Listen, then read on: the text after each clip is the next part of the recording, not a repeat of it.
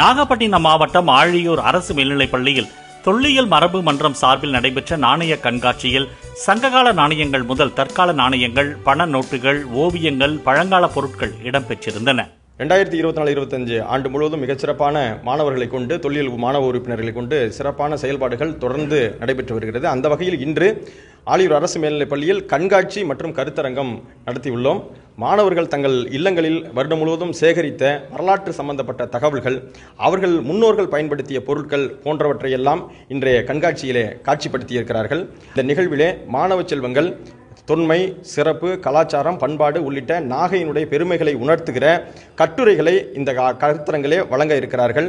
மாணவர்களுக்கு இது தொடர்ச்சியான ஒரு விழிப்புணர்வை ஏற்படுத்தும் நிகழ்வாக ஆழியூர் அரசு